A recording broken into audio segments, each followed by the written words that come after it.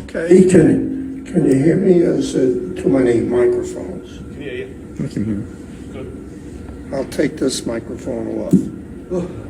I don't have too much to say. I want to get started. Sebastian is in New York, and he shaved for our meeting.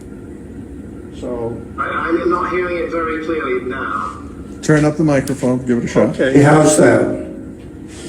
Can you hear me now? It's a bit echoey, yeah, but I can certainly hear you better. I'll speak to the computer so you can see me. That's great. Is it going to be, you're going to be interviewing me, right, Carl? No, I'm just going to sit here in the audience. I'll let you do the speaking, and I'll let you introduce yourself because this microphone is giving me feedback. Oh, so there's not, I mean, oh really? I thought it was going to be an interview. I haven't got a specific speech, but I guess I can speak, but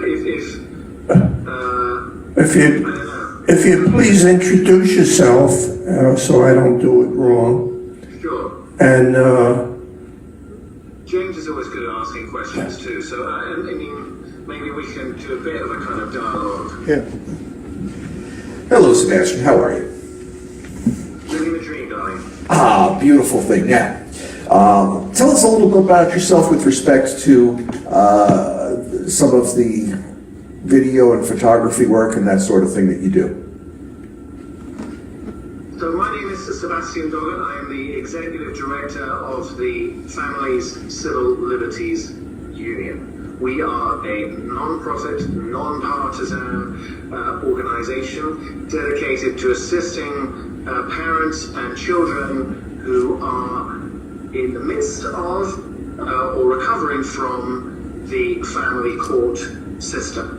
So the things that we do are primarily to try to correct this terrible, terrible system that is causing untold damage to our society.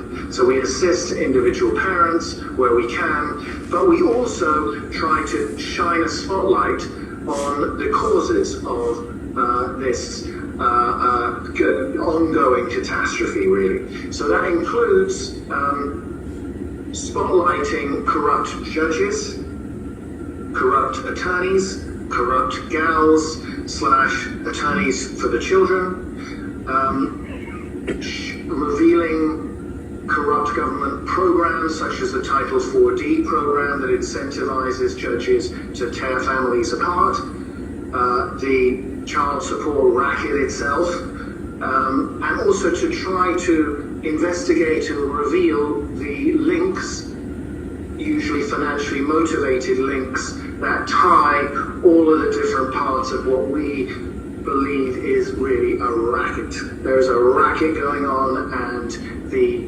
victims of this racket are our children, are our families.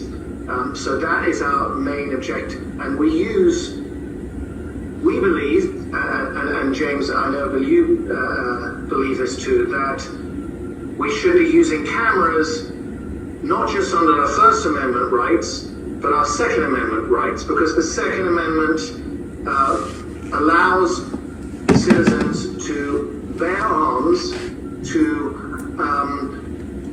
confront tyranny. Now here we have tyranny, which is the court system. And the only way to reveal the tyrants behind the system is to use cameras. Now the court system tries to block us from having cameras, from the Supreme Court down, really, but we believe we have a Second Amendment right to bear these arms to shine a spotlight. You know, we wouldn't have the George Floyd progress that was made without a 16-year-old girl who whipped out her camera and recorded his murder. That is an inspiration to us all, and it's something that we need to fight to get cameras into our courts, to stop these black-robed predators hiding behind this anonymity. And that's what we do. We have a series of films we're trying to make called Unfit to Sit, each one of which is exposing a specific judge. We've made one film so far on one of the most notorious New York judges, Matthew Cooper, when we released the trailer of it, it was announced 2 weeks afterwards that he was leaving the bench. Whether he was pushed or jumped, it's unclear, but we got rid of Matthew Cooper. We're now focusing on another judge here called Douglas Hoffman, very powerful judge, whose corruption is very, very widespread and who was even accused of sexual harassment by his own court attorney, and it appears that Me Too and Believe Women does not apply to the judicial system here, and he's still operating on $250,000 a year. He continues to close the courtroom, which is against the directions of the... We just had a brief interruption, and we are back with Sebastian Doggert. Sorry about that, Sebastian. As I was saying, we're making a series of films called Unfit to Sit, the first one of which focused on Judge Matthew Cooper. We got him off the bench. Now we're focusing on Judge Douglas Hoffman of the New York Supreme Court also, seeking to get him off the bench. Other New York judges include Laurie Sadler, Dean Kusakabe, who our friend James Kelly recently exposed for trying to imprison a perfectly good mother for non-payment of child support, which is itself a huge scourge on our society. And an estimated 1 in 8 of the 2.2 million Americans currently incarcerated are there for non-payment of child support. And the reason for this is that the government just are desperate to get this cash because of the matching funds they get from the federal government. The states get billions and billions of dollars worth of matching funds. If they don't collect, they don't get the matching funds. So they use prison with debtors' prisons, basically. One of the reasons why, well, I'm an American, I'm also a Brit, as you can probably hear, but one of the reasons why Britain was thrown out was because of debtors' prisons. Well, they're back, and they're a lot, they're well, and they're funded by and fueled by the family court. And that essentially puts... So that essentially puts a bounty on the heads of every child in the country, doesn't it? It does. It absolutely does. Because, and not just for the child support racket, but for the foster care racket. If you've seen films like Kids for Cash, you can see how some judges take shares or financial interest in these foster homes and then channel traffic thousands of kids into these homes. And each one of these kids has a price on his or her head. So this commercialization of children is something that we are trying to address. Well, that's Sorry, yes, before I was interrupted, I was talking about Cash Jackson. Cash Jackson, for those of you who don't know, is a veteran, a hero, who was deprived of his children through corrupt family court judges, and then was accused fraudulently of threatening a judge on the word of a court clerk without any proper due process, and thrown in jail for 2.5 years. He has just got out, thank God, and we are trying to expose the judges responsible for that. 3 judges who had him unlawfully jailed. And linked to that is the story of Ted Bush, an attorney who stood up to these attorneys, to these judges, who sadly died last year, and a lot of the stress that aggravated his cancer, I think it can be put down to the amazing stress put on by family court on American families.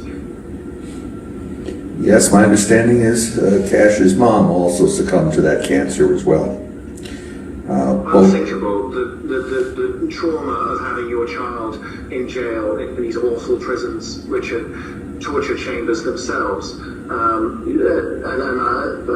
poor Mama Jackson, our prayers go out to her, and I hope that she is watching proudly as her son resumes the battle against the family court tyrants.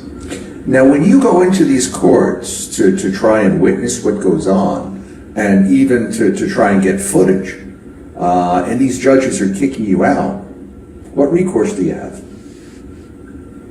So I've had handcuffs put on me involuntarily twice in my life, and both as a result of family court judges. One of the worst is a woman called Esther Morgenstern, who is in the IDV, Integrated Domestic Violence Court in Kings County, who directed one of her court officers to falsely accuse me of recording. I was not recording at this point, actually, and then had me handcuffed, manhandled, detained, though not formally arrested, and I was forced to decide whether or not to spend a weekend in the glorious Rikers Island, a weekend when I had my kids, or to open my phone. Now, it is unlawful under intellectual property constitutional law to demand that I gave away my May I ask a question? password.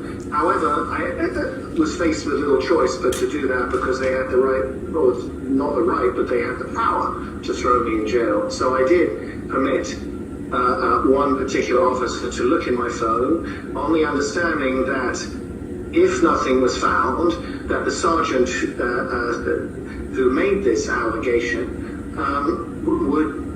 there would be consequences for that person for filing a false accusation against me. There was nothing on the phone, and as you can imagine, no consequences for the particular sergeant. As and then they manhandled me out of the offices saying, go back to where you came from. And then we made a complaint to the Inspector General's office, the Attorney General's office. Absolutely nothing to do. It is very hard, James, in answer to your question, to film. There is some covert filming that can be done with different types of covert cameras. I'm not going to reveal here the specific techniques of doing that. But it should be our right to do it. And indeed it is legally, technically, theoretically our right to bear arms of cameras, but it's very hard because they put up so many barriers and they're weaponized. These guys are like the Hunger Games in there, and it's frightening and it's painful, physically painful, emotionally painful. I was pretty upset, I have to, by being detained in this way and handcuffed.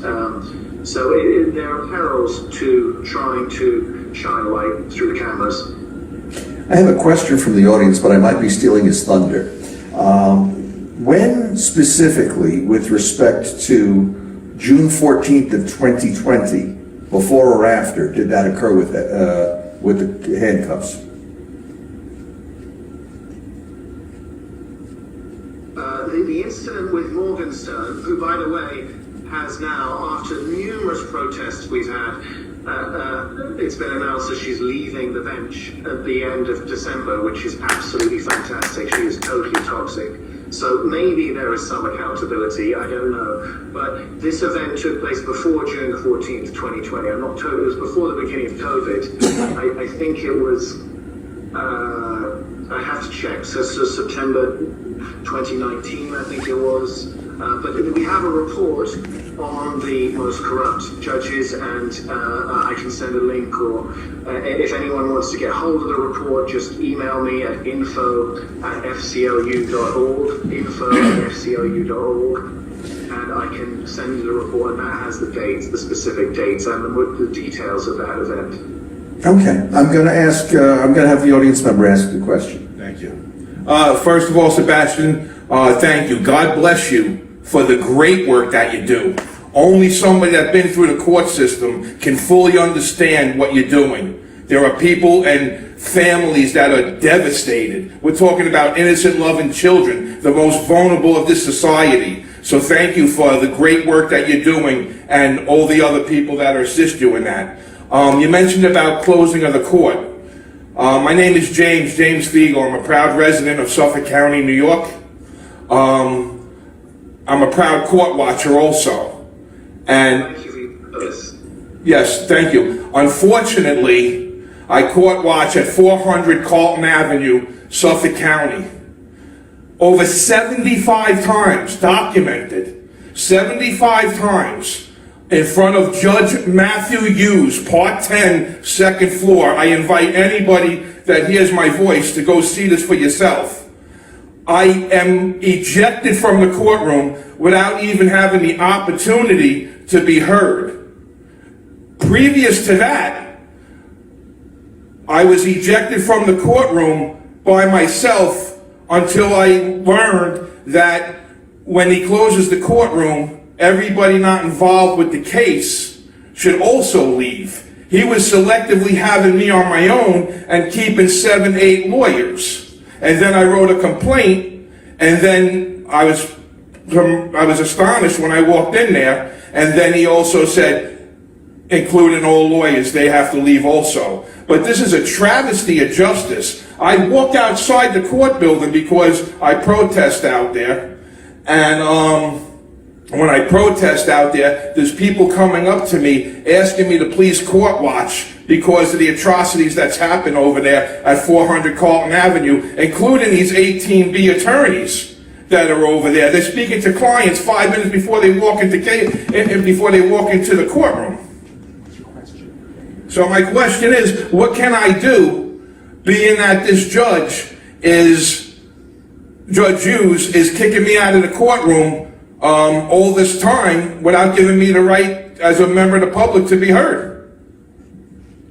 Well, record as much as you can. Use Polish filming techniques. Remember that filming in the courtrooms is not illegal. It's against court rules. And court rules are different from the law. The law states that the courts are presumptively open, and I salute and applaud and thank you for your courage in doing this, and urge you to continue. To continue to do that, and to bring other court watchers. Court watchers are the only way that we're going to be accountable. We're going to get accountability. Because one of the problems is there is no other accountability. You make a complaint about a judge like this closing the courtroom or denying you access, who are you going to make to? The Commission on Judicial Conduct, run by Robert Tembachian, who's been there for 40 years and is in the pockets of all of these judges. One of the most corrupt operators. There is no accountability. There is no the way to get the law enforced here when judges decide they don't want to follow the law. And the only way to do that in this modern era is social media and recording. So if you can get recordings of the judge being rude or trampling on due process, those are the kind of things that we can help to go viral. We did this with Judge Sikoto when she, in a local piece we did called Who's the Rudest Judge in America? And it was recorded, the Zoom calls, even though they put up blockages on the Teams or Meets or whatever they use for these remote hearings, it's very important to record them. And so the court watching there is much easier, obviously, because it's remote and you can just see a screen. But when you're inside the courtroom, you've got to find ways to surreptitiously record. Following the law, we're not advising anyone to break the law, but to record, and to use your courage and to expose these judges. Thank you. Thank you very much. And when you end up getting kicked out of the courtroom, what kind of recourse do you typically take? Well, as I've explained, the official channels for accountability are all wrapped up by the court system. You know, you have a Democrat in New York, for example, a Democrat-dominated judge panel. Almost every single judge, including, for example, the judge currently trying President Trump, former President Trump, Democrats. And the same with the Attorney General, Letitia James, Democrat. So it's it's run by the party machine, and they are not going to accept any complaints, any attempt at reform. We recently tried to speak at a Senate hearing on judges' pay and On reform of the family court, we were not allowed to speak. Neither was the Centre for Judicial Accountability, Elena Sassau's organisation, numerous other, Roman Brick, no one allowed to speak except for the insiders. So it's very hard to get accountability. Inspector General we went to make a complaint. We could make a civil suit, but the problem is that absolute judicial immunity for these judges. And so the only real way effectively to do this is to build our social media weaponry to use the court of public opinion to bring these tyrants down. So you use TikTok and Instagram and Facebook like we're doing now, and some demonstrations. We held a demonstration outside the Center for Judicial Conduct in New York, which at least got some social media attention. We haven't yet got rid of tension, but yeah, I urge people to use the media which the family was viewed to. You had mentioned during that answer the Trump trial, and my understanding is that one judge has denied the broadcasting of that trial, and to my way of thinking, that affects 250 million voters and their rights as grantors to see exactly what's going on with a candidate for the presidency. Do you see that the same way? I'm very grateful for this trial because it really reveals what a kangaroo the New York judiciary and the wider across America. I mean, how can it be that you start a trial after the verdict has been delivered? That is just, I need to get my head around that. How is that possible, number one? Number two, you have a Democrat judge trying a Republican former president. Any reasonable person would see that as a conflict and as clear indications of bias. Number three, you don't have a jury trial, and of course all of these family court trials are not jury trials. They're run by a single black robed predator sitting up under a massive thing saying, "In God we trust." No jury trial, and number four, no cameras. So we can't see what's going on.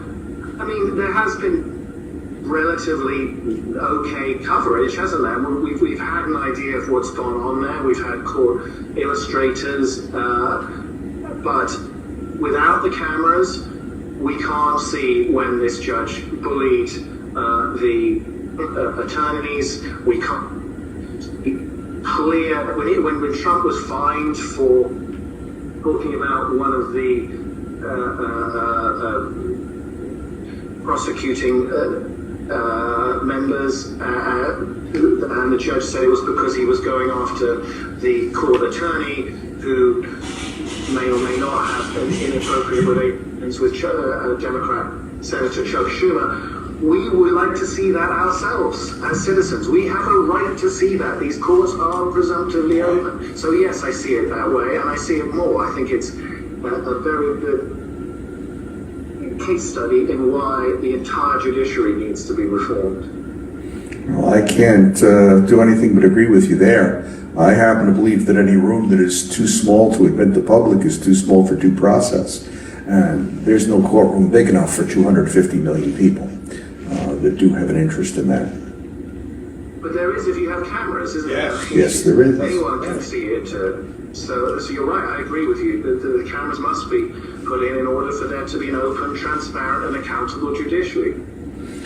One of the reasons that I've come to believe is that having attorneys in the legislative branch undermines the system of checks and balances that would otherwise allow oversight in the form of impeachment. Have you thought about that at all? I mean, it's true that the judiciary is run by the American Bar Association. They're all attorneys. We don't, for example, in Britain, assign attorneys to represent children. we assign social workers. The Bar Association has huge amounts of power here, and then there's no accountability for them, because just like there's no accountability for the judges, the attorney grievance committees in the different states are foxes guarding the hen house. So there is no accountability for these attorneys when they practice misconduct. And they are unimpeachable by private citizens, really. And we have had, the FCLU has had a program called the FEMA program, the Ethical Family Court Attorney Program. We've been trying to find ethical family court attorneys and simply can't find them. We've found a few who just want the referrals, and then they end up going against the simple principles of reasonable fees, collaborative work as opposed to antagonistic. So there's a huge problem with these unimpeachable attorneys. Does that answer your question, or were you It does. focusing on differently? It does. I tend to look at it from the perspective of impeaching the judges, but it certainly speaks to the issue. Now, one of the things you'd mentioned is you've seen other countries with respect to how children are treated in the courts. Social workers over in the UK, of course, here they have attorneys to speak for their best, for the child's wishes. Sometimes the attorney speaks in opposition of them after having made clear what the child's wishes were. But the way that this dynamic sets things up, the child is an innocent in custody of a person which may or may not be an aggressor parent in the whole divorce relationship. So do you see children as having due process issues in court, even with an attorney, if there isn't an understanding as to whether or not there's an abusive parent using emotional and psychological abuse? I do not see the children gain any due process rights by having an attorney. I'm dealing with a case at the moment, the case of Hessner versus Hessner, where an attorney, Rosemary Riviescio, is substituting judgment for a 13-year-old girl who is desperate to see her dad, and she's saying, actually, I don't think so. I don't think it's right. And so you have a child who's clearly saying, I want to see dad, and an attorney going against her wishes on this basis of substituted judgment at a cost of $500 an hour. So you don't have that in other countries. No other European countries assigns attorneys for children. And they have a vested interest in churning these cases. So they don't want them to be settled, because then they're going to lose the account. So that is itself intrinsically a violation of the due process rights, that you have a conflict like that. And I just want to quickly, slightly move back to your point about unimpeachable judges and why we have unimpeachable judges, and the story of Stump versus Sparkman, the precedent in the Supreme Court where a young teenage girl had her reproductive organs removed from her on the orders of Judge Stump. The young girl then sued him, and it went all the way up to the Supreme Court, where the Supreme Court decided in a 1978 5-4 decision that the judge had absolute judicial immunity and was able to do this. And that sets this standard so high for immunity, that if a judge can remove the womb of a young woman, that is cool. Then nothing is. They know they can hide behind that accountability, and I think people outside this country are appalled, at least in industrialized democracies, when they dig into the family court racket in the U.S. The Stump v. Sparkman case actually cites an earlier case from 1870, Bradley v. Fisher, from December 1, 1870. And that comes months after the Ku Klux Klan Act Civil Rights Act of 1871 that was passed in April that had a notwithstanding clause in it. And it's going to be very interesting because there's a case out of the Seventh Circuit Court of Appeals that is arguing that that should be brought before the Supreme Court. So that's something to watch. Carl had a question. Sebastian, two questions. Number one, what motivated you to start an organization such as I guess you're the founder of? Yeah, I'm actually not the founder. The founder was Greg Roberts of the FCLU, and then he appointed me as the executive director when he stepped away from it about 2-3 years ago. Why did I get into this? Well, I went through a custody nightmare over my 2-year-old daughter, $300,000 wasted on attorneys. I then taught myself to go pro se. And I was up against a very powerful family. In fact, like I said, the mother of my daughter is from the Kunstler family, was the daughter of Bill Kunstler, who some of you may know, where he featured in the movie Trial of Chicago 7. He was Martin Luther King's attorney. And so she came from a very, very powerful legal family. And her mother was from the Ratner family as well, so I really chose the wrong family to mess around with on a custody battle.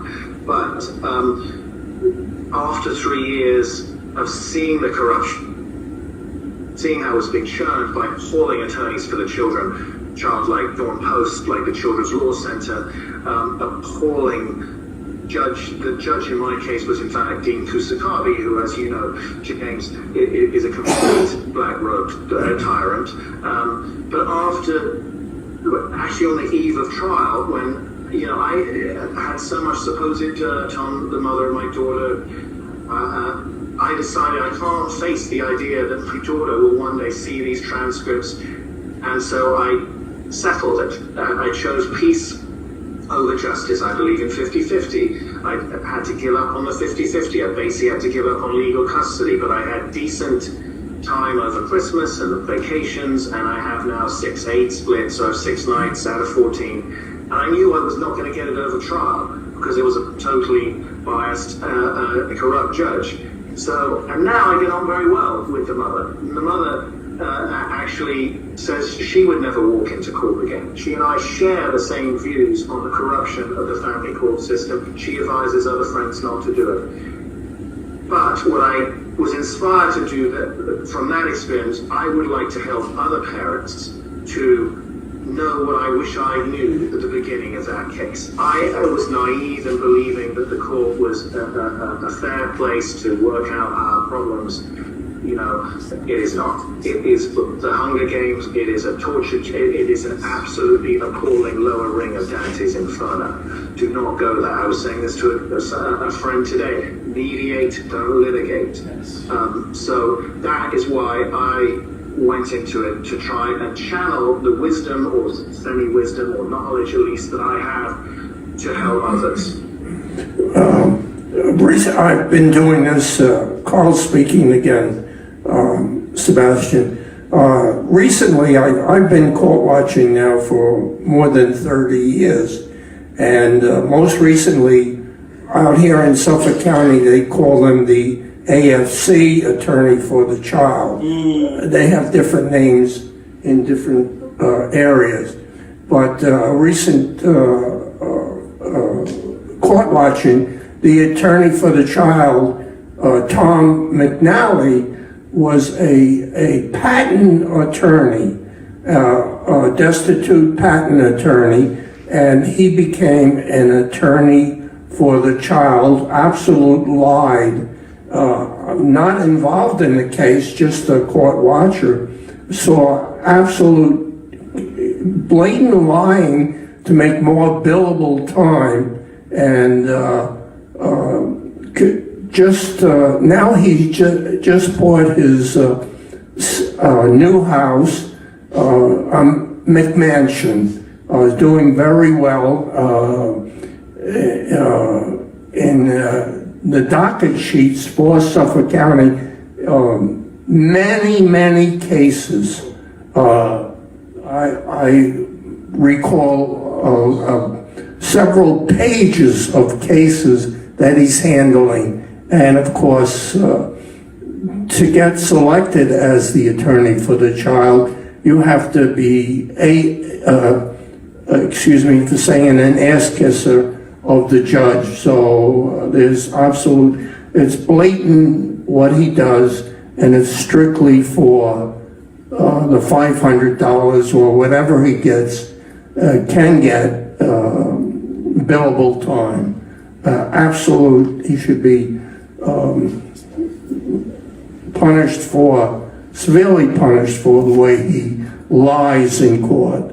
But I could give you 1,000 stories if my memory works. Sebastian, I do have another question for you, if I may. You've Can I done, just make a point about the AFCs? I mean, these AFCs are scourges, and they're even less accountable than anyone else, because there's not even an organization which deals with complaints against attorneys for the children or girls, certainly in New York. And you have attorneys for the children like Karen Rosenthal, Susan Bender, Kelly O'Brien, making millions of dollars on the base of $500 an hour, abusing their power over these children. And it is a real disgrace. The same judges day in and day So out. there are many of these AFCs gals who need to be held accountable, and ideally through just an abolition of the entire AFC gal system. well, I certainly agree with that one. The question I had is, on the instances where you have gotten recordings, have you also gotten transcripts, and have you compared the two and found errors?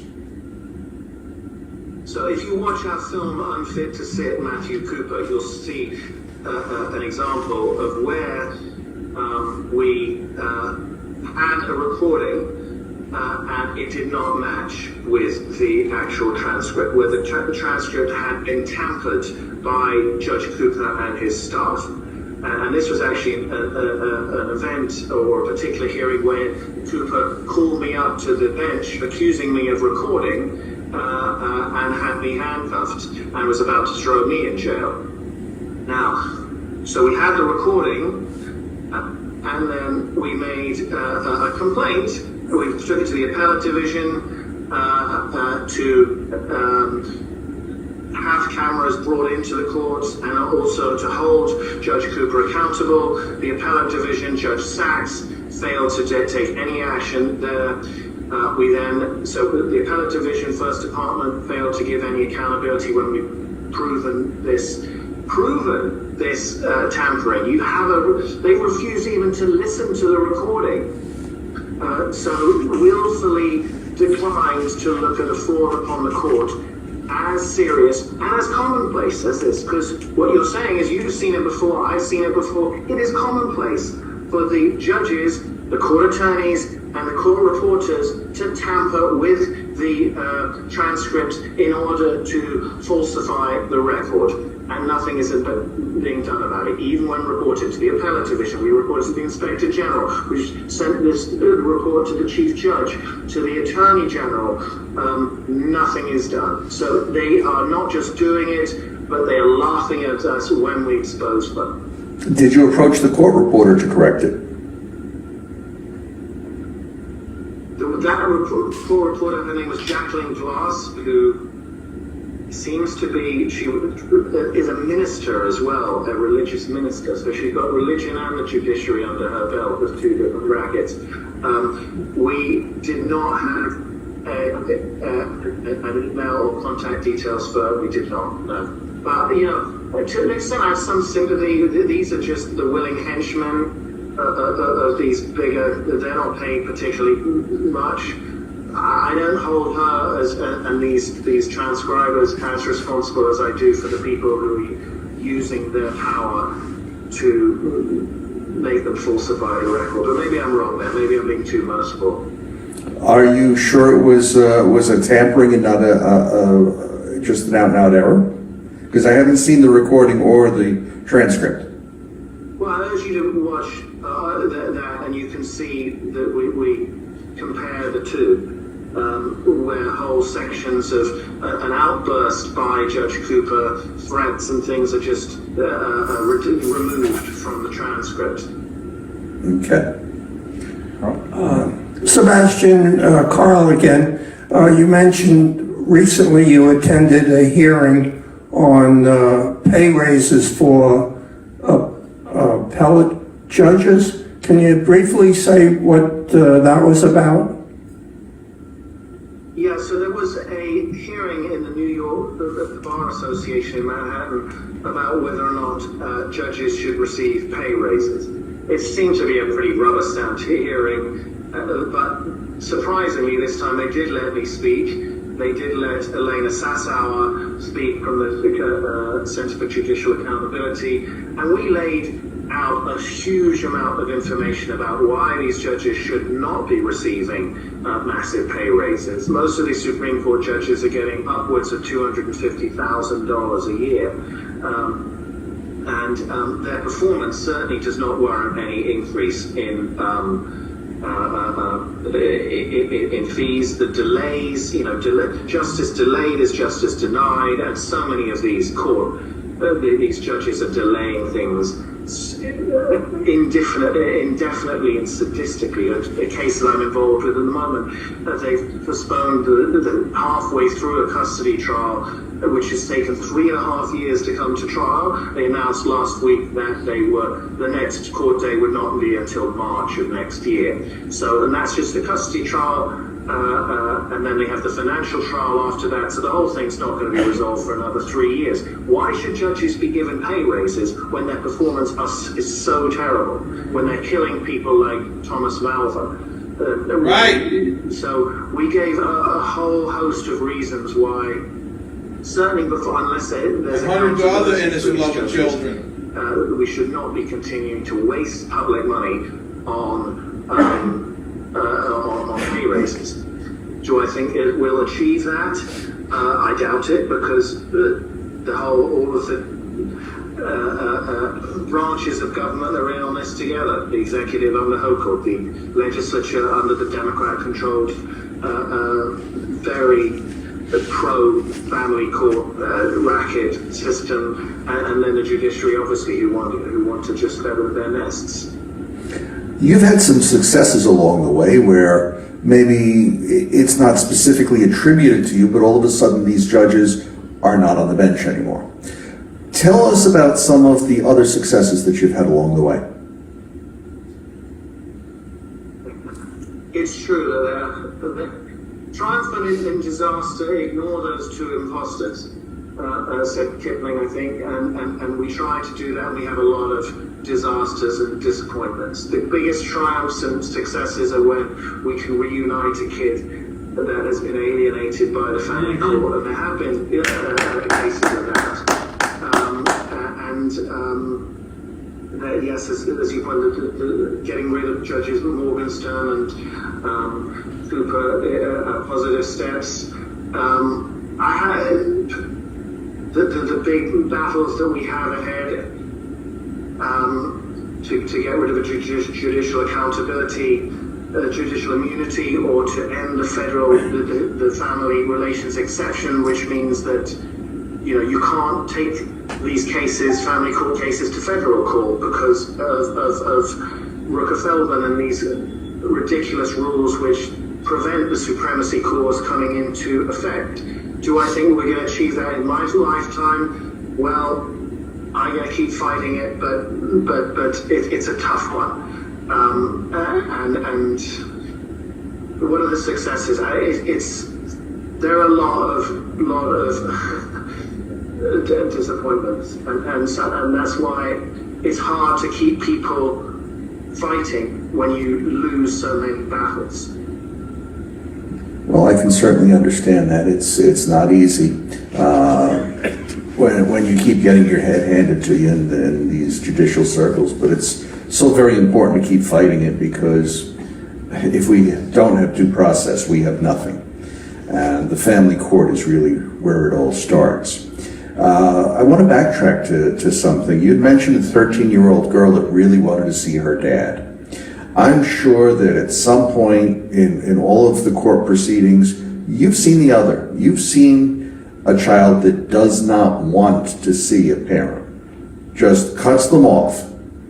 And that child has an attorney that expresses those wishes, but it's never really, the child is never really effectively evaluated for identification with the aggressor, a defensive mechanism that would cause the child's answers to be, to lack credibility, to be opposite the child's best interest. Can you speak to that at all? Well, as I speak to it, I'm aware of your own personal situation, James, and my heart goes out to you very profoundly and to your children, really, because the experience of alienation is a tragic and criminal one that is indeed criminal in certain countries like Spain, and it should be criminal here. The trouble with parental alienation is that the alienator has a lot of power, and child tends to support the alienator against the person being alienated. So the courts should be very, very much on the lookout for that, but they're not. In fact, the biggest alienators around are the family courts, because they tend to support the person doing the alienating. And so that is a profound tragedy, and the fact that the family courts rarely even recognize the condition of parental alienation syndrome is an indicator of how they're not just in denial, but they are willfully propagating this. They are creating single-parent families willfully in order to maximize Title 4D revenue, in order to aggravate, to churn these cases and maximize then billable hours for attorneys. So parental alienation is a useful tool for them in that objective, but it's unspeakably cruel. It's unspeakably painful to lose a child in the way that you currently suffer, and so it is of profound and urgent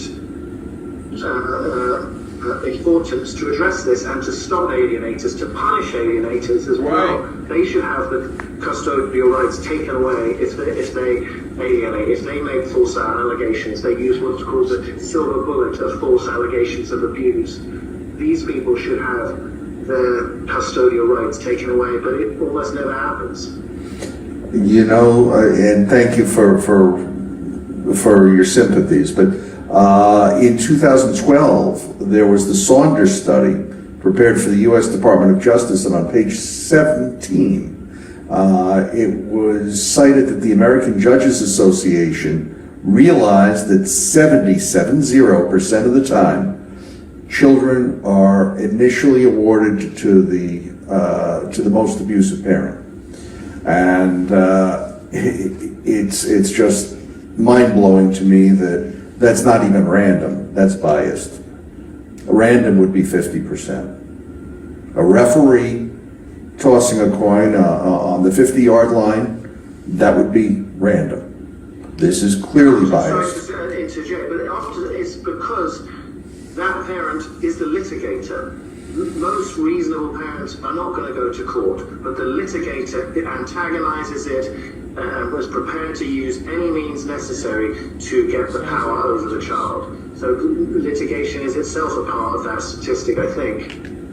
I think you're right. Now, you mentioned the money involved from Title 4D.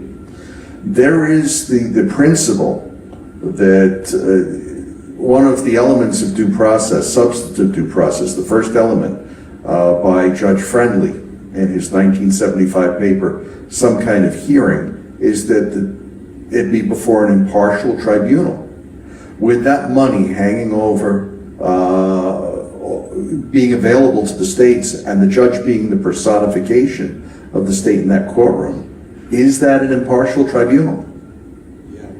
Well, I think the answer is clearly no. I mean, is the incentives for these judges to seek out the moneyed parent, target that moneyed parent, and then take as much child support as they can for them in order to please their friends in the legislature is just overwhelmingly powerful.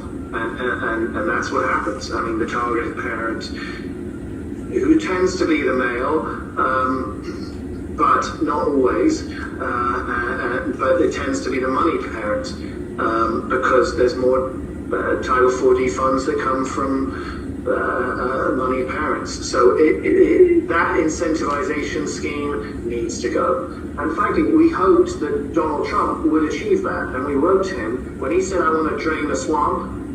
This was the swamp that needed draining, and he could have moved to get Title 4D removed, and he gets elected again. I hope that that's something that he really strongly considers, because that is the biggest swamp around. Mm-hmm. There's clearly been a divisive nature, fathers, mothers on this particular type of issue, and I don't know if you're seeing it, but I think I'm seeing it, and I'd like to hear your thoughts on it. I am seeing more and more women affected as the parent that the children are cutting off. So more and more women are ending up as the non-custodial parent. Yeah, and that is often the financial because more and more women earn more money. So and often they're earning more money than the husband, so they get targeted. So that theory is that the judges are targeting the money parent as opposed to mother or father, I think is being borne out. And obviously then when we've had lesbian relationships which have taken over many courts, and you have the case of Brooke Altman, for example, a biological mother who had her custody stripped by a radical lesbian judge who wanted to make history by saying that biology does not matter and gave custody to the non-biological mother. And there, this bitter battle that has led to the daughter not wanting to have anything to do with the non-biological mother, living 100% of the time with Ms. Altman, the biological mother, who still has to pay child support to the non-biological mother, who never sees the child, and has meantime gone off and stolen whole chunks of the trust that was in favor of the child. These kind of tragedies, it's slightly off topic in terms of the gender point, but they are two women, and the different cases, I think it's borne out your view that it's not a gender issue anymore. It's not just, certainly the FCO is not a father's rights organization. We're more interested in the children's rights primarily, but we deal with fathers and mothers, gay, straight, whatever, blush in terms of gender and sexuality. But it's about money that the court is operating here. I've held the view that without due process, we have nothing that cannot be taken away tyrannically. And certainly our children are the most precious that we have. Where do you think this leaves us as a country?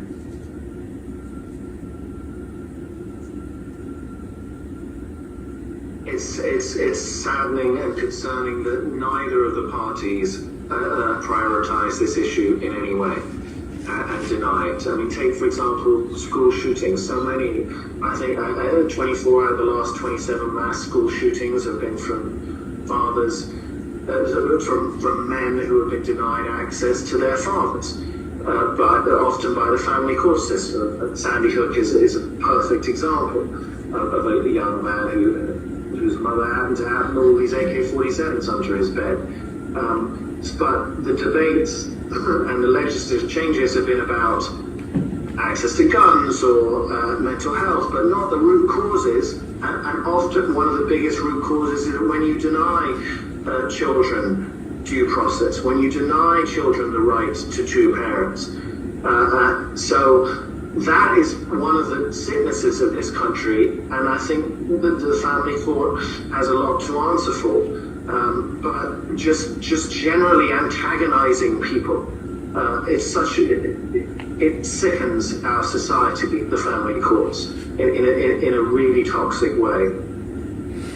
One of the other views I hold is that in criminal courts and in prisons, the vast majority of folks in prisons grew up in these single-parent homes. I think the number is somewhere north of 80%. Can you speak to that?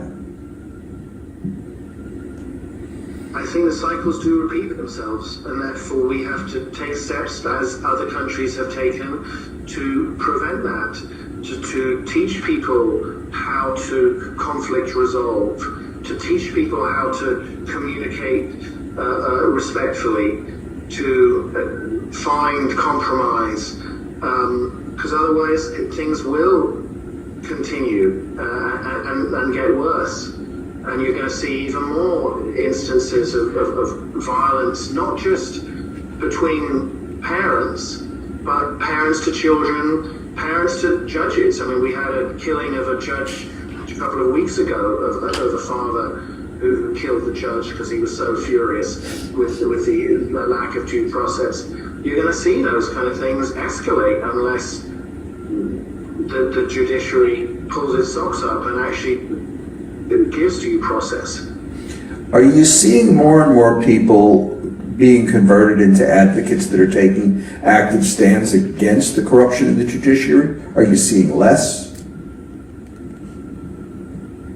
It's a good question. I wish there was more. I do feel that we could turn this into a real movement, a grassroots movement, the way that, say, Black Lives Matter did, or groups like Raíces have done, to mobilize public opinion against the camps for immigrant kids and things.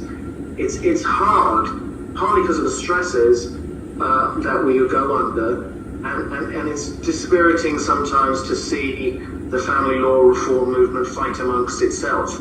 And there must be a way to get over that, to know that it's not a Republican-Democrat thing, it's not a father-mother thing, it's a bigger, and we need to mobilize.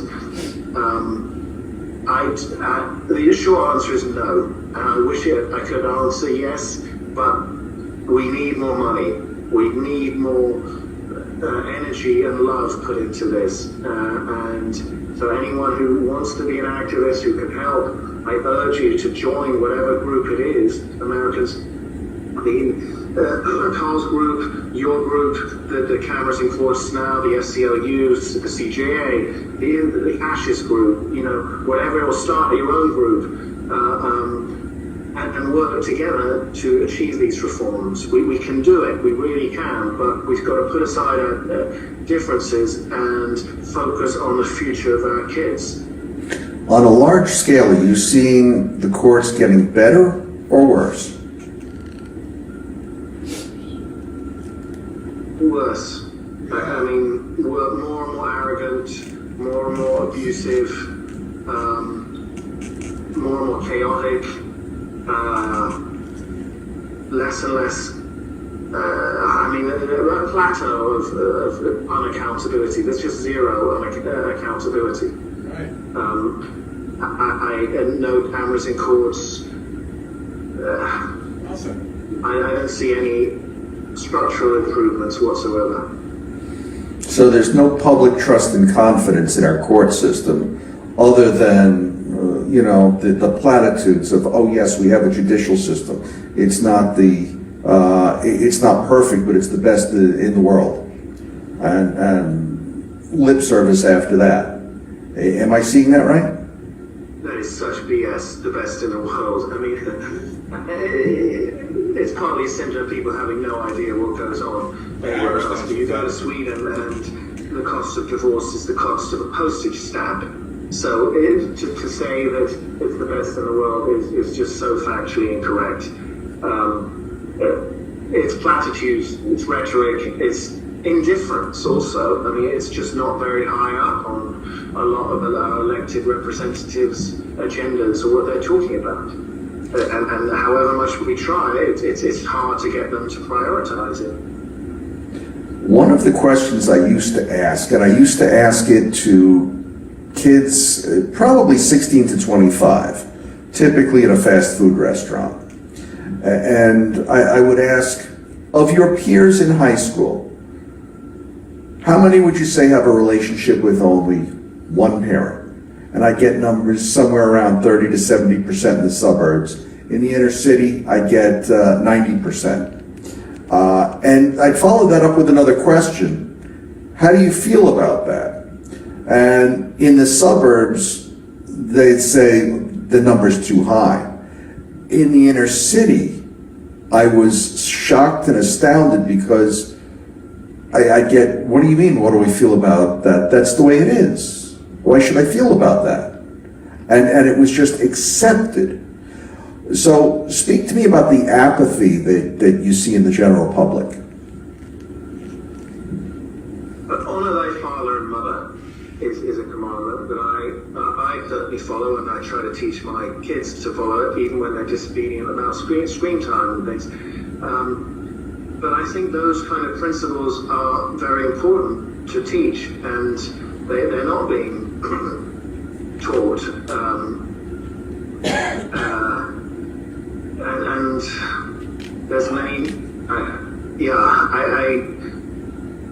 I think it's sad. I don't have the statistics that you have, but that 90% is just really saddening that these kids. Okay, we're back. Had a bit of a bandwidth issue there. Let me turn the camera around and return back to, there we go. There's Sebastian. I think he's coming back on the screen in a moment. There we have him. Okay, so we were asking about them and us being the ones that have been through the family court system, and them who really haven't experienced it. And there's such a great divide. Can you speak to that? Yeah, I mean, I think it's a little like war, family court. So many, for example, truth is the first casualty of war, and truth is the first casualty of family court. Everyone lies, particularly the attorneys, the judges. The whole thing is a labyrinth of mirrors, and that's hard to understand if you haven't been in the court. And you walk in there thinking it's going to be an honest forum for justice. It certainly is not. And the impact of family court is hard to understand or overestimate as it is for war. The emotional impact, the psychological impact, the physical impact, indeed. I've seen people commit suicide as a result of family court. It happens consistently.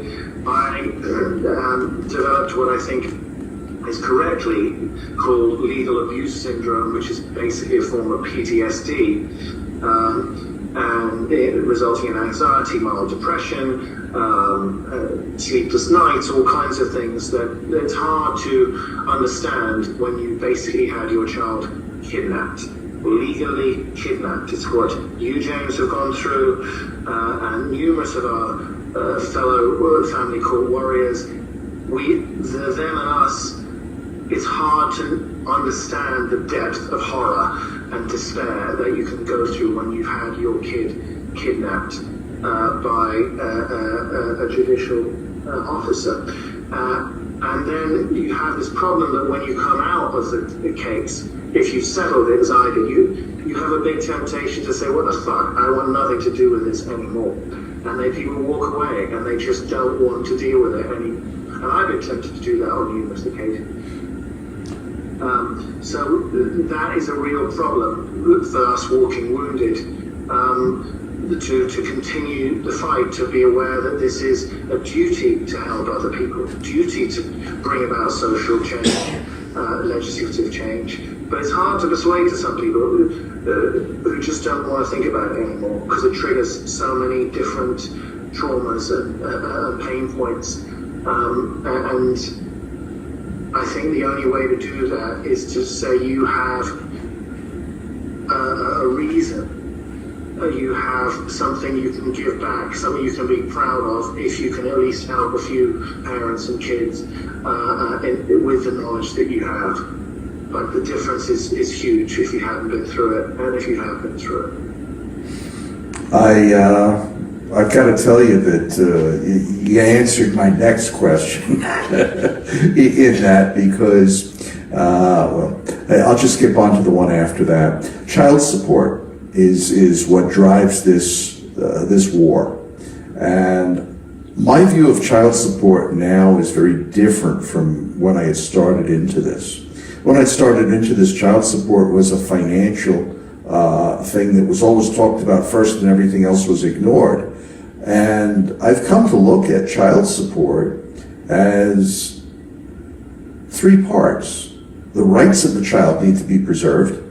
The growth of the child needs to be protected. And yes, the child needs to be provided for financially. Are you seeing the courts taking a similar position to that? Or are you seeing them just all about the money?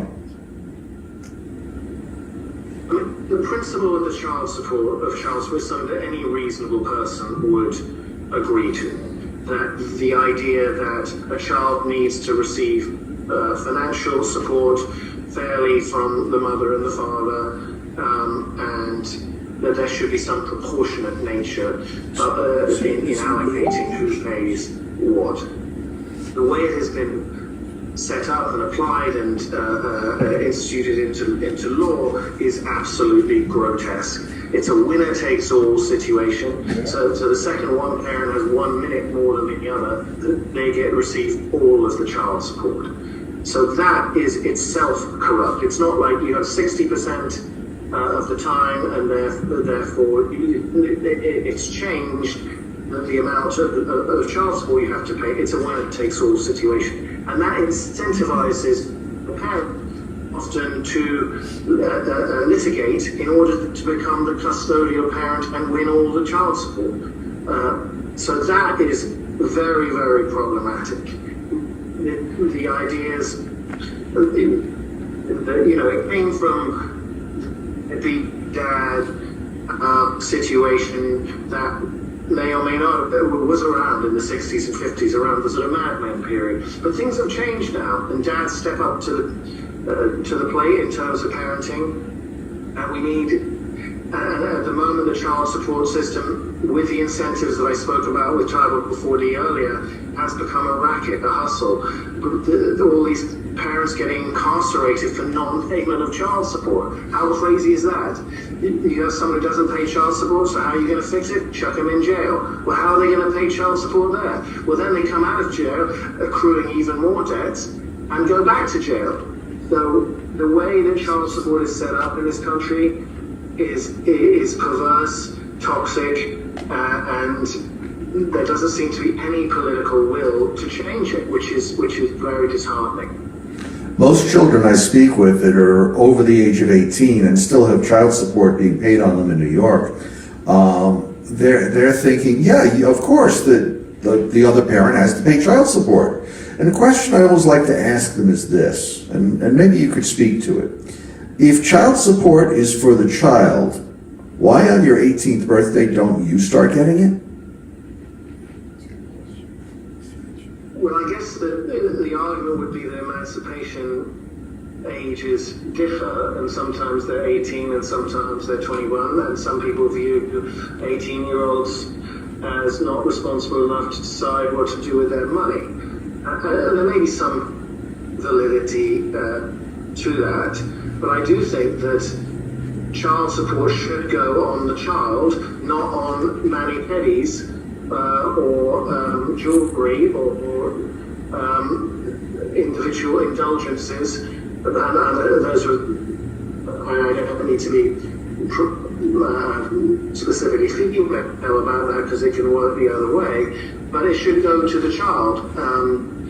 So there should be mechanisms whereby it goes to, whether it's after school programs or the health care costs, not to one parent who's just using it as a source of personal revenue. You spoke about duty before, and that's what keeps you in this. Duty to future generations, to help other people.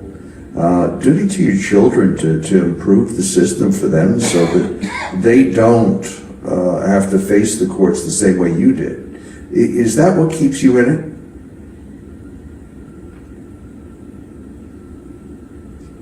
I mean, I feel I have a special skill set not just the family court experience that I went through, but I'm a trained journalist, a filmmaker, and so it seems to match them and give me a voice and give me a purpose. And I think I would encourage other people to think about that in terms of service, and doing something that you can be proud of. There's a selfish altruism in it as well, because I want to be proud of the things that I do and the teams that I work with, and so it certainly ain't the money. We're really struggling financially, FCLU at the moment. I'm not going to really conceal that, but and I don't pay by FCLU anything. So I think that duty is a major impulse. Questions? Let me ask the audience and see if the audience has any questions. I don't know what's causing the residents. There we go. Does anybody have questions for Sebastian? How about this new Supreme Court decision that's going to be made The on microphone.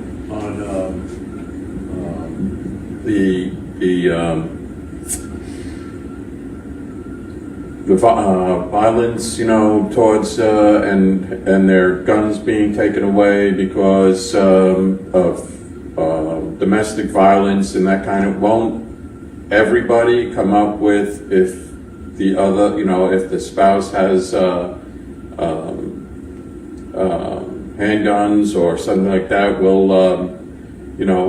they always just say in court, yes, I'm being harassed and I'm being, domestically abused, and please take their guns away? And I hear that the Supreme Court is more likely to say yes to that. That's an interesting question. The Second Amendment issue in the Supreme Court, I believe it's the Hadani case, if I'm remembering or pronouncing it correctly. But there's been some recent activity in the Supreme Court with the Second Amendment. Are you familiar with it? Well, the way that guns are dealt with in family courts, I think we're talking about family courts rather than changes across states.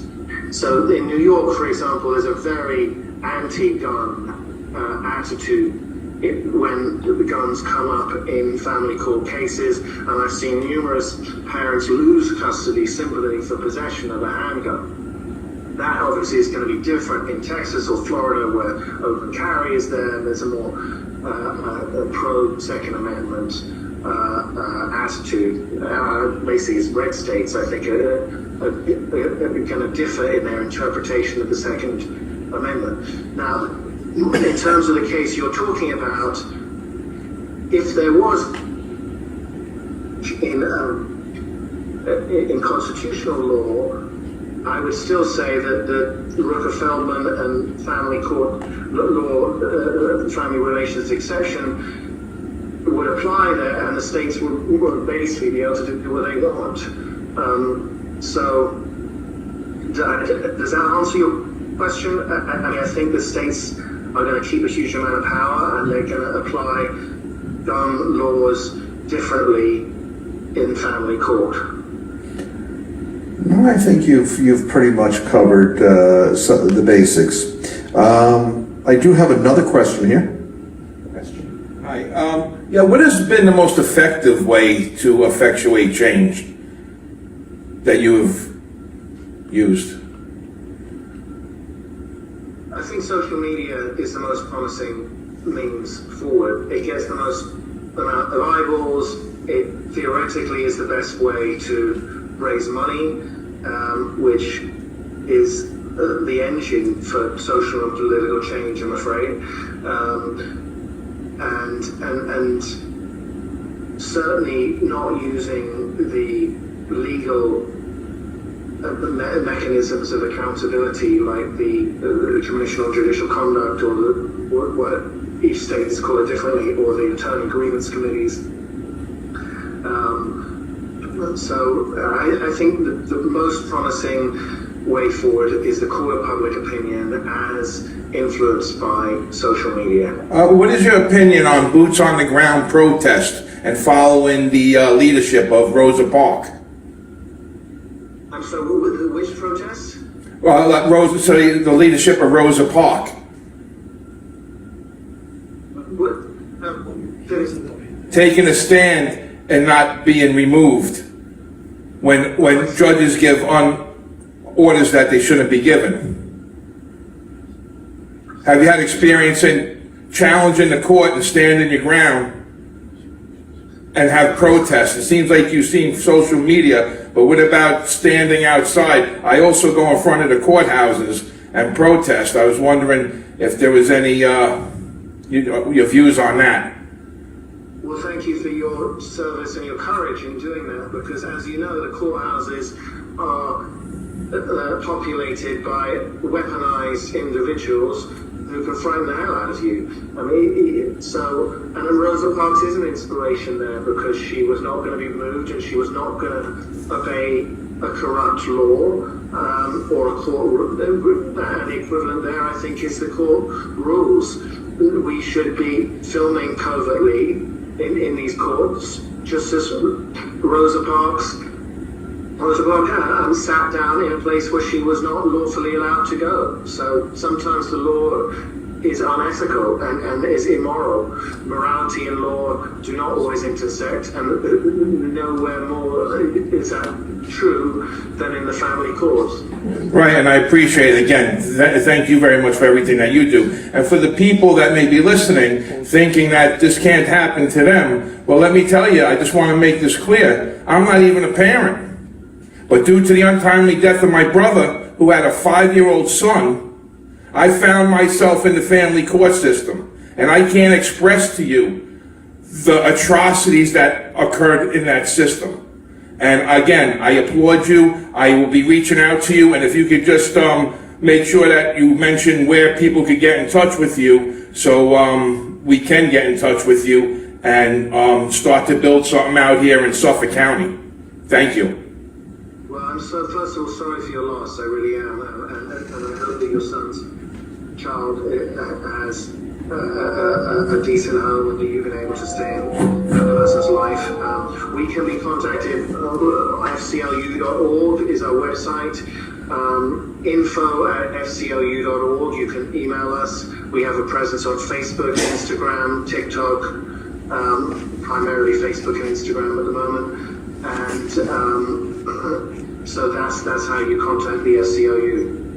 Can you repeat that again, please, Sebastian, slowly, so our viewers... The website is FCLU, standing for Family Civil Liberties Union, FCLU.org, and the email to send is info, @fclu.org, info@fclu.org. Do you have meetings or any particular group activities? We have a group membership via WhatsApp.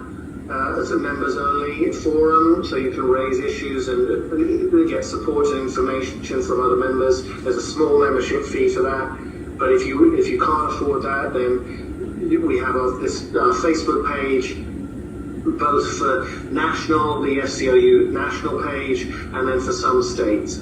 We have different chapters, so we have a very active New York one, for example, Texas, California. So look out on Facebook for the Family Civil Liberties Union.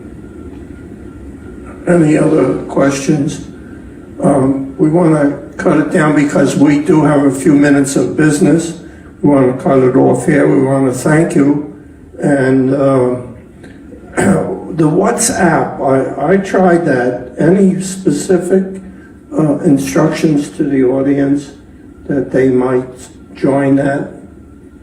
If you send the email to info@fclu.org, we'll send you the instructions and the options for becoming a member. and then you become a member of the group. So the simplest way forward is emailing it, but then you just would then have to download the app WhatsApp, which I know we've had some problems, Carl, but we can help try to guide you through it. It's done through your phone number, but it's an encrypted way of messaging that's safer than the standard text messaging that you might have through your provider, those phone provider. Great. Any other questions for Sebastian? All right, Sebastian, thank you very much. I just want to mention Gary, our president, is part of your organization, and Jim Kelly has attended also. So you come well regarded, and we wish you luck, and any way we could work together, please keep us posted. Thank you.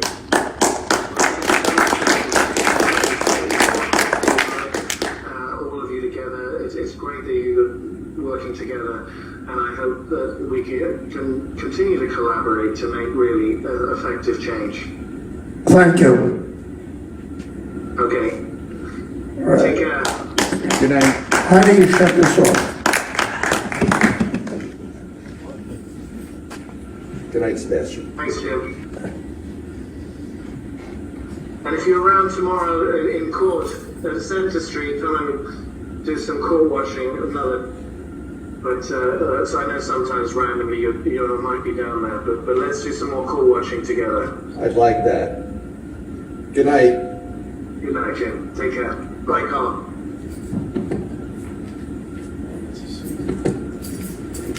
Very emphatic. I want to apologize for last month. As you know, we got cut off.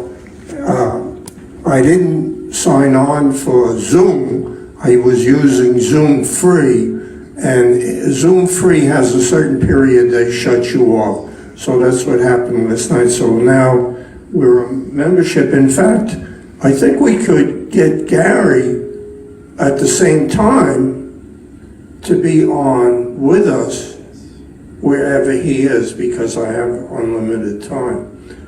We have a few messages. Did you want to speak?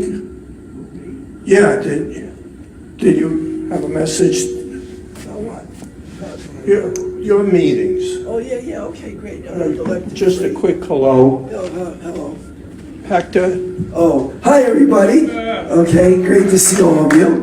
Excellent. Okay, as many of you know, I've started a group called Lecting Busters, and it's about a healthy lifestyle where we meet on a regular basis. We just had a dinner recently in Smithtown that was attended by about 20 people. And thank you, Carl, for recommending some people came as far as Connecticut and Queens to come to the dinner. There are foods that are unhealthy for us, and they cause inflammation. And it's something that doctors don't really want you to know about, because they don't make money by keeping you healthy. They only make money by keeping you sick, right?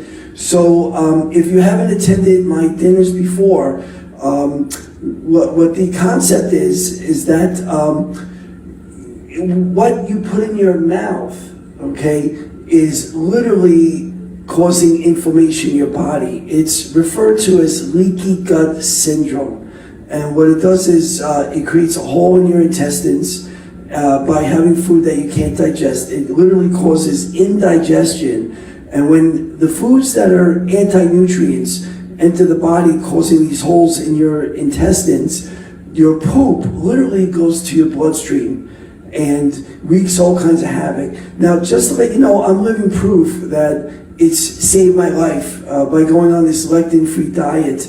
I no longer have migraine headaches. My dentist even said all my inflammation, my gums have gone away. In addition to that, my blood pressure is gone. I'm 100% medication free. So I lost over 60 pounds. If I showed you, you can get on the internet here, right? Of course. Yeah. So if you go onto the website, Google? Yeah, it could go into here. Here's Google over Right here. here, click on this, click on this. Which one? Well, either one, it doesn't matter. And I'll type it out.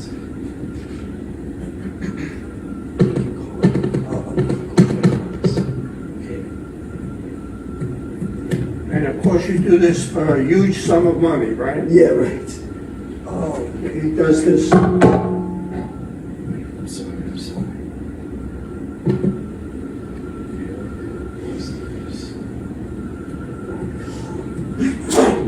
Bless you, bless you. I was, it's true. Okay, so if you want to take a look at the website, it's called lectinbusters.com.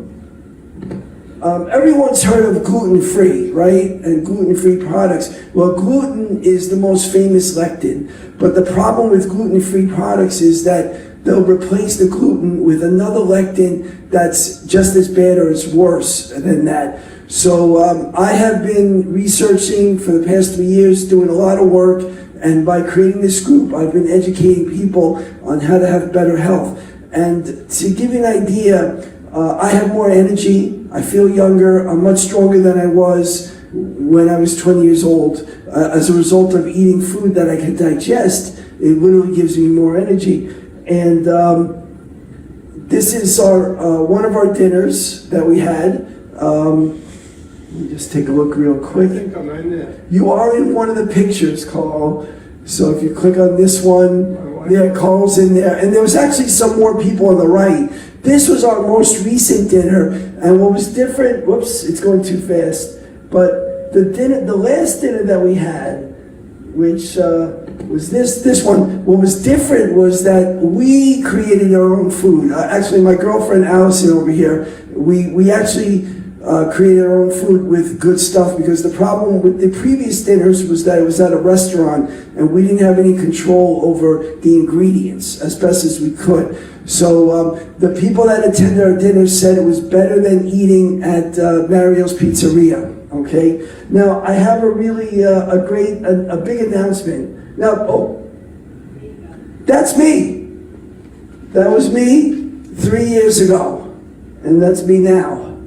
And I went from like a size 44 to like a size 36 waist. So it really works. No starvation diets, no drugs. That Ozempic is going to kill you. If you try to take drugs or you try to do, surgeries, it's difficult. I know that there are friends of mine who have, tried these things, and unfortunately, it can be challenging to try to maintain it. So even if you've done that in the past, the best way you can maintain it is by eating foods that are healthy. But here's my big announcement.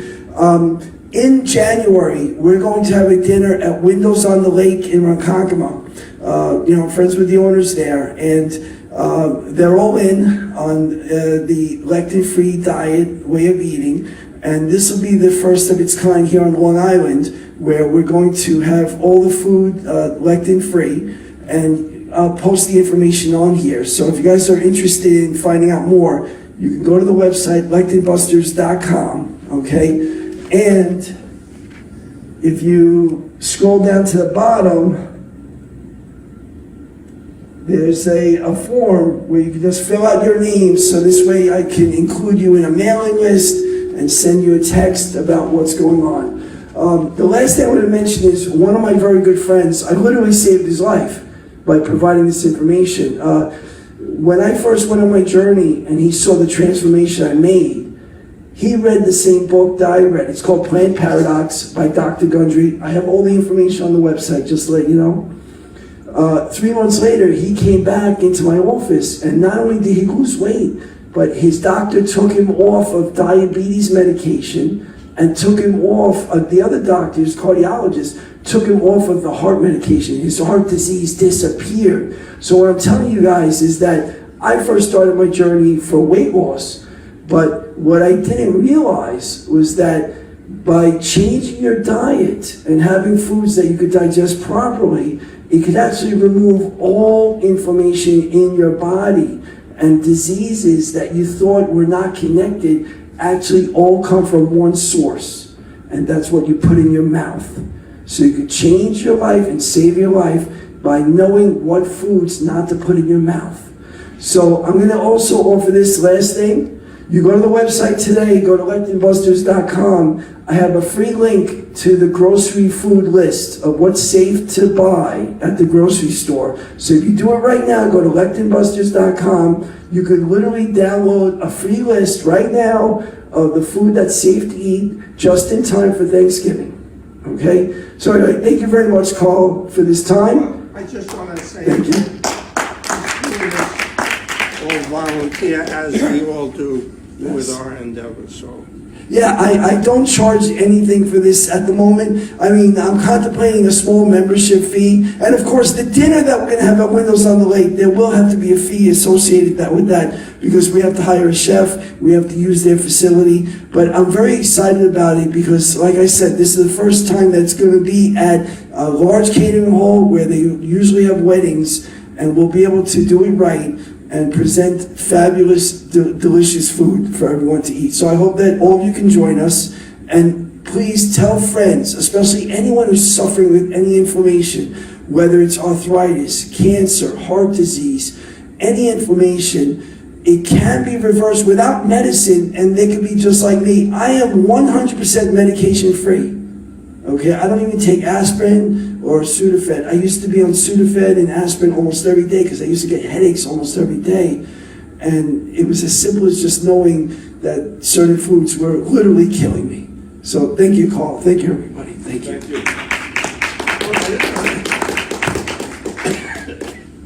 All right, any other questions? Next month, we will have a December meeting, even though it'll probably be, I don't have to check, but it'll probably be the first Tuesday of the month. It's a week later this month because of election day. Thank you for coming. Thank you for mentioning to your friends.